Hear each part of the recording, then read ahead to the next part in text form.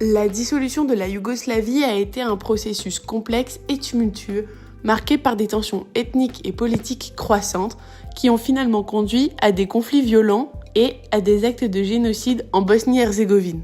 La Yougoslavie, formée après la Première Guerre mondiale, était composée de plusieurs républiques ethniquement et culturellement diverses, dont la Serbie, la Croatie, la Bosnie-Herzégovine, le Monténégro, la Slovénie et la Macédoine. Dans les années 1980 et 1990, des tensions nationalistes et séparatistes ont éclaté au sein de la Yougoslavie.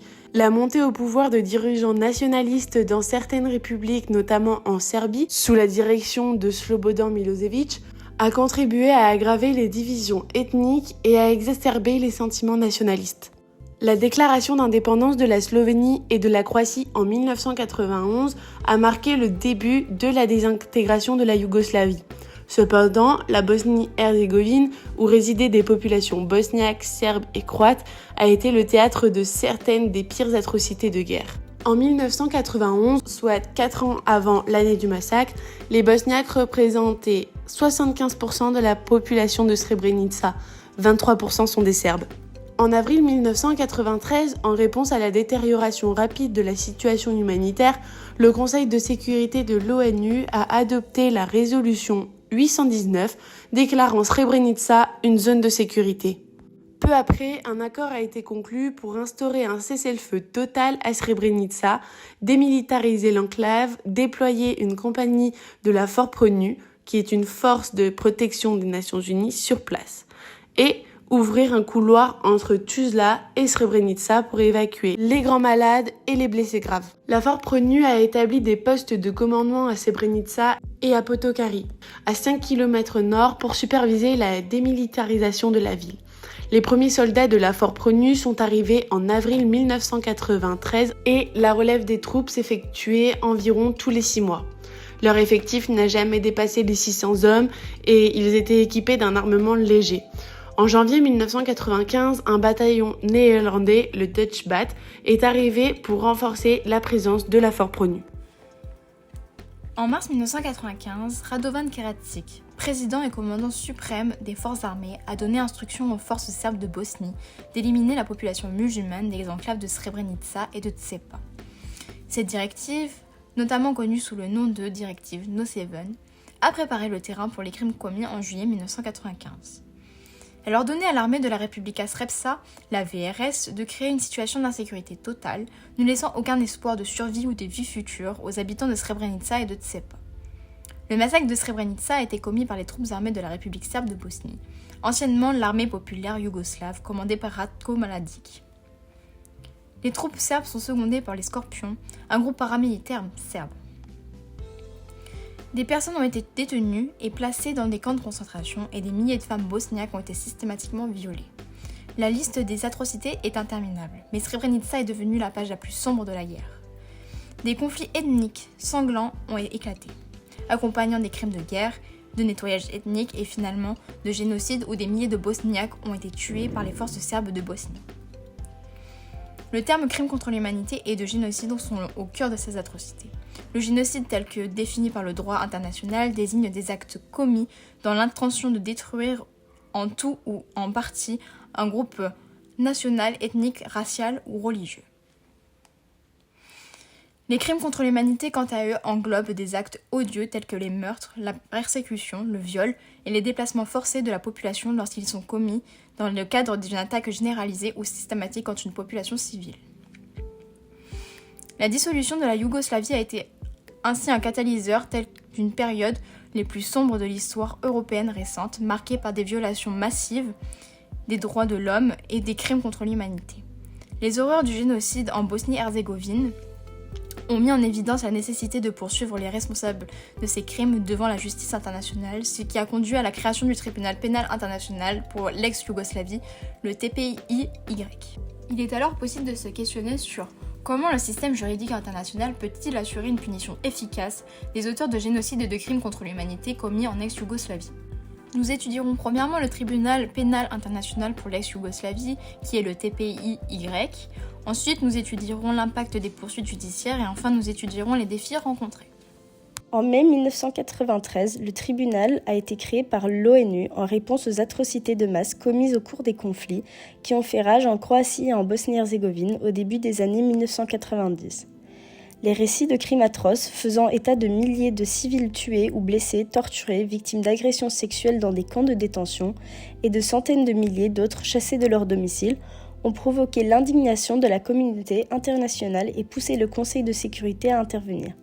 Le TPY a été créé par le Conseil de sécurité en vertu du chapitre 7 de la Charte de l'ONU. Le TPY a pour mission première de juger les principaux responsables de crimes odieux tels que l'assassinat, la torture, le viol, la réduction en esclavage, la destruction des biens, ainsi que d'autres crimes visés dans son statut. En traduisant leurs auteurs en justice, le TPY vise à prévenir de nouveaux crimes et à rendre justice à des milliers de victimes et à leurs familles, contribuant ainsi à l'instauration d'une paix durable en ex-Yougoslavie. Situé à La Haye, aux Pays-Bas, le TPY a mis en accusation plus de 160 individus, parmi lesquels de nombreux dirigeants politiques ou militaires ayant occupé de hautes fonctions ou de fonctions de rang intermédiaire au sein des partis au conflit yougoslave. Les actes d'accusation délivrés par le tribunal portent sur des crimes commis entre 1991 et 2001. Les procédures judiciaires du TPIY ont suivi un processus rigoureux, débutant par des enquêtes approfondies menées par le bureau du procureur afin de recueillir des preuves et d'identifier les suspects. Une fois les preuves jugées suffisantes, les inculpations ont été délivrées et des mandats d'arrêt ont été émis. Les individus inculpés ont été arrêtés, souvent avec l'aide de forces internationales, et extradés vers La Haye où le TPIY était basé. Les procès se sont déroulés devant des chambres spécialisées composées de juges internationaux et étaient généralement publics. Après les procès, les verdicts pouvaient être contestés en appel devant une chambre d'appel du TPIY. Parmi les jugements marquants liés au génocide en Bosnie-Herzégovine, l'affaire Srebrenica est emblématique.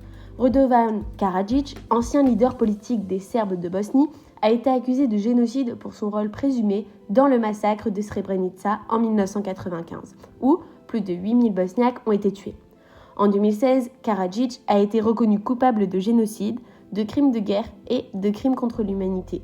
Ainsi, il a été condamné à la réclusion à perpétuité. Les procès devant le TPIY ont visé à établir la vérité sur les atrocités commises, à tenir les auteurs responsables de leurs actes et à rendre justice aux victimes. Ces procès ont contribué à promouvoir la réconciliation post-conflit en Bosnie-Herzégovine, en permettant aux communautés touchées par ces atrocités de voir les auteurs des crimes être traduits en justice.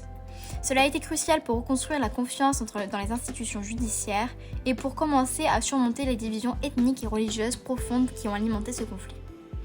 En outre, le TPIY a également joué un rôle dans la collecte de preuves et la documentation des crimes, ce qui a contribué à établir une base de vérité historique sur les événements qui se sont produits pendant le génocide en Bosnie. Cette reconnaissance de la vérité est un élément essentiel de la réconciliation post-conflit. La fuite des criminels de guerre et les difficultés d'extradition ont été des défis majeurs rencontrés par le TPIY dans le cadre de sa lutte contre les responsables du génocide en Bosnie. Fondée en 2002, l'association des maires de Srebrenica recherche des personnes disparues et des fosses communes, soutient les survivants et demande justice. Nous voulons que le monde entier sache que nous avons survécu, a déclaré Madame Subacic. Nous n'avons rien oublié, nous nous efforcerons de faire en sorte que tous les criminels obtiennent ce qu'ils méritent. Un exemple emblématique de cette difficulté est l'affaire de Ratko Mladic, l'ancien général des forces armées serbes de Bosnie et l'un des principaux accusés des crimes de guerre et de génocide commis pendant le conflit bosniaque. Mladic a été inculpé par le TPIY en 1995, mais il est resté en fuite pendant plus de 16 ans afin d'être arrêté en 2011 en Serbie. Son arrestation a été le résultat d'une traque internationale et a nécessité une pression considérable sur les autorités serbes pour qu'elles coopèrent avec le TPIY. Cette affaire met en lumière les défis auxquels le TPIY a été confronté dans ses efforts pour traduire en justice les criminels de guerre en fuite. Parmi ces défis figure la protection offerte par certaines factions politiques ou ethniques, ainsi que la réticence de certains États à coopérer pleinement avec le tribunal. Le manque de volonté politique et les tensions politiques locales ont parfois entravé les efforts visant à localiser et à extradier les fugitifs recherchés. Un autre exemple illustrant les difficultés d'extradition est celui de Radovan Karadzic, ancien dirigeant politique des Serbes de Bosnie. Après avoir été inculpé par le TPIY en 1995, Karadzic est resté en fuite pendant près de 13 ans afin d'être finalement arrêté en 2008 en Serbie. Son arrestation a également nécessité une pression internationale et une coopération accrue entre les autorités serbes et le TPY. La coopération variable des États membres et des organisations internationales a été un défi majeur pour le tribunal dans sa lutte contre le génocide en Bosnie.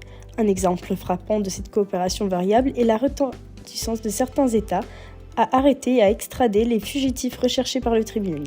La Serbie a longtemps été critiquée pour sa coopération insuffisante avec le TPY dans la capture et l'extradition des criminels de guerre, notamment Ratko Mladic et Radovan Karadzic. Malgré les mandats d'arrêt internationaux émis par le TPY, ces fugitifs ont bénéficié de la protection de certaines factions politiques et ethniques en Serbie, rendant leur arrestation difficile. D'autre part, certains États membres ont fait preuve d'une coopération plus soutenue avec le TPY. Par exemple, la Croatie et le Monténégro ont coopéré de manière plus proactive en arrêtant et en extradant plusieurs criminels de guerre recherchés. De plus, des organisations internationales telles que l'OTAN ont également apporté leur soutien au TPIY en fournissant des informations de renseignement et en facilitant les opérations visant à localiser les fugitifs.